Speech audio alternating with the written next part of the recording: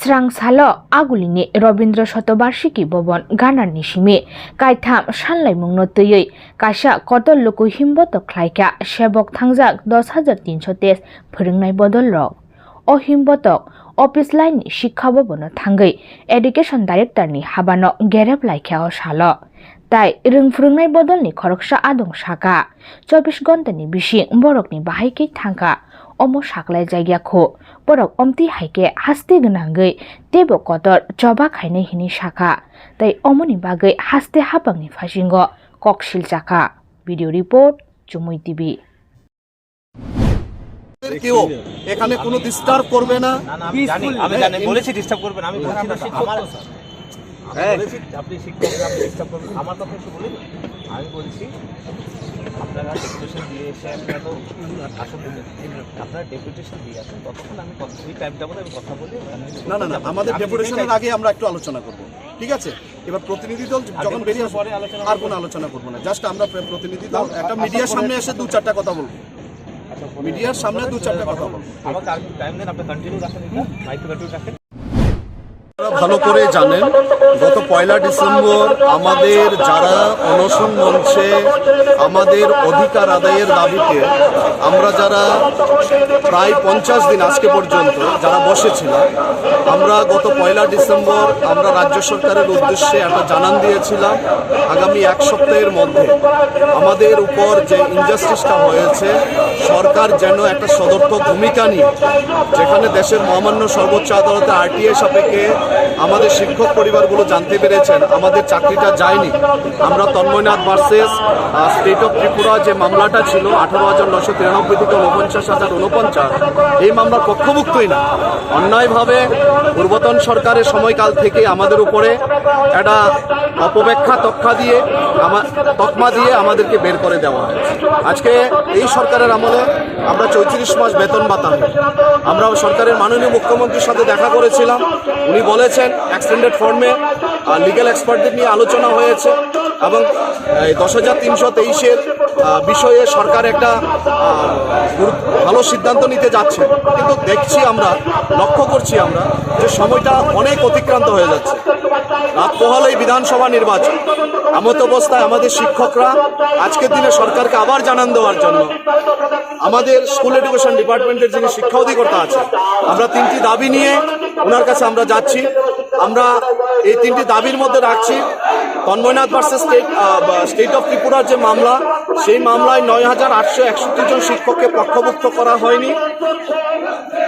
পরবর্তী সময়ে যেটা দেখা গেছে যে একসাথে আমাদের যে শিক্ষকরা আজকে রাস্তায় আছেন, এই শিক্ষকদের প্রায় 146 জন শিক্ষক শিক্ষিকা মারা গেছেন, তাদের পরিবারে আজকে আর্নিং মেম্বাররা নেই, ওই পরিবারগুলোতে একটা যেন সরকারি চাকরি দেওয়া হয়। তৃতীয়ত 9,861 জন বাদ দিলে পরে 462 জন শিক্ষক শিক্ষিকা যারা কেসের পক্ষভুক্ত হয়েছেন, তাদের মধ্যে শুধুমাত্র 45 জন শিক্ষকের পলিসি চ্যালেঞ্জ হয়েছে।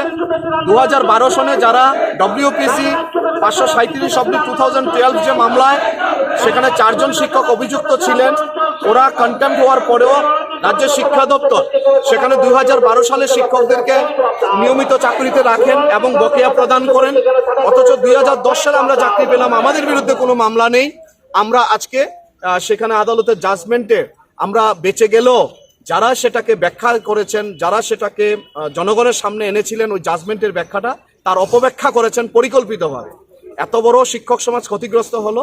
মাননীয় মুখ্যমন্ত্রীর কাছে শিক্ষা অধিকর্তার মাধ্যমে এবং মাননীয় শিক্ষামন্ত্রীর কাছে শিক্ষা অধিকর্তার মাধ্যমে জানান দিতে চাই, আপনারা আপনাদের স্ট্যান্ড পজিশন ক্লিয়ার করুন। যদি আপনারা 24 ঘন্টার মধ্যে স্ট্যান্ড পজিশন ক্লিয়ার না করেন, তাহলে আগামী এই যে আজকের পরে আগামীকাল থেকে রাজ্যের বিভিন্ন প্রান্তে আমাদের 10,323 কিন্তু বিক্ষিপ্ত আকারে আন্দোলনে নেমে যাবে। লোকেদের আমরা ধরে রাখতে পারছি না। সেই জায়গায় যদি কোনো কারণে প্রশাসনের কাজের কোনো ব্যাঘাত ঘটে, সাধারণ মানুষের জীবনযাপনের উপরে সেখানে সাধারণ মানুষের জীবনযাপন যদি ব্যাহত হয়, তার জন্য কিন্তু সরকার দায়ী থাকবে, এটুকু মাত্র। বুঝতে পারিনি কি বললেন। আরেকটা সংগঠন আপনাদেরকে আরো একটা সংগঠন রয়েছে বা আপনারাও গেছিলেন হয়তো মুখ্যমন্ত্রীর সাথে দেখা করতে মহাকরণে, উনি বলেছেন যে বিষয়টা খতিয়ে দেখবেন। আমি তো সেটাই বললাম, মাননীয় মুখ্যমন্ত্রী মহোদয় আমাদেরকে সময় দিয়েছেন, আমরা খুবই আপ্লুত হয়েছিলাম, খুশি হয়েছিলাম। পরবর্তী সময় এক্সটেন্ডেড ফর্মে উনি লিগ্যাল এক্সপার্টদের নিয়ে বসেছেন, সেটাও খুশির খবর। কিন্তু বাস্তবিক অর্থে আজকে 34 মাস আমাদের যেখানে বেতন ভাতা নেই, আমাদের শিক্ষক পরিবারগুলো কিন্তু অভুক্ত অবস্থা। একটা সরকারি চাকরি করার পরে আফটার 10 ইয়ার্স, আফটার 7 ইয়ার্স আমাদের শিক্ষকরা জানতে পারেন আমাদের চাকরিটা নেই। আমি জানলাম না আমার বিরুদ্ধে কি মামলা হয়েছে, আমি কোর্টের কিনারায় গেলাম না, অথচ আমাকে পক্ষভুক্তই করা হলো না, আমার বিরুদ্ধে কোনো নোটিশ ধরানো হলো না, আমাকে জবরদখল, আমাকে মানে গায়ের জোরে সেখানে বলবো আমাদেরকে অন্যায়ভাবে টার্মিনেট করে দিয়েছেন। কিন্তু সেই জায়গায় আমাকে কোনো কাগজ ধরাননি। আমাদের দাবিটা যদি ইলিগাল হয়ে থাকে, মাননীয় মুখ্যমন্ত্রীকে বলবো আপনি বলেছেন, ডায়লগে বসেছেন, কিন্তু আমাদেরকে নিয়ে বসেননি। আপনি বসেছেন আমাদেরকে নিয়ে আগে বসেছেন, কিন্তু পরবর্তী সময় লিগ্যাল এক্সপার্টদের নিয়ে আপনি বসেছেন, গঠনমূলক আলোচনা করেছেন, কিন্তু প্র্যাকটিক্যালি সব কথাই হচ্ছে, কাজে হচ্ছে না। কিন্তু এখন সময় আমাদের কাছে নেই। আমাদের প্রশ্ন হলো, আপনি যদি আমাদের দাবিটা, আমাদের যদি অন্যায় হয়ে থাকে, এই যে আজকে আমাদের যেটা লেজিটিমেট রাইট, এটা যদি আপনার কাছে ইলিগাল হয়ে থাকে, আপনি বলে দিন আমাদেরকে টার্মিনেশন লেটার দিয়ে দিতে। আমরা 24 আওয়ার্স শিক্ষা দপ্তরকে সময় দেব আমাদের টার্মিনেশন লেটার দেওয়ার জন্য, এবং যদি 24 ঘন্টার মধ্যে যদি সরকার কোনো সদর্থক ভূমিকা না নেয়, আগামীকাল থেকে বিক্ষিপ্ত আকারে সে আন্দোলন হচ্ছে। এবং আমাদের কোনো বিভাজন নেই। আপনারা যেটা বলছেন বিভাজন, মতাদর্শগত দিক থেকে কে বা কারা কীভাবে নিচ্ছেন জানি না। বলবো আমরা 10,301 আছি, অভিন্ন আছি, সবাই এক জায়গায় আছি। এবং যারা বলছেন আগামীকাল যদি কোনো সেখানে কোনো কর্মসূচি নিয়ে থাকে, আমার অনুরোধ থাকবে, আমাদের একটা অনশন মঞ্চ আছে, আমরা সবাই সেখান থেকে নেব। কারণ দাবিটা সবার যদি এক হয়ে থাকে, সেখানে বিক্ষিপ্ত আকারে করার কোনো মানে থাকে না। এটা আমার ব্যক্তিগত অপিনিয়ন। আমার অপিনিয়নটা সবাই মানবে সেটাও নয়। আমি ক্ষতিগ্রস্ত শিক্ষক সমাজের কাছে অনুরোধ করব, সবাই আপনারা এক জায়গায় আসুন, আমরা সবাই ক্ষতিগ্রস্ত। এই জায়গায় বিভাজনটা ঠিক হবে না। নমস্কার।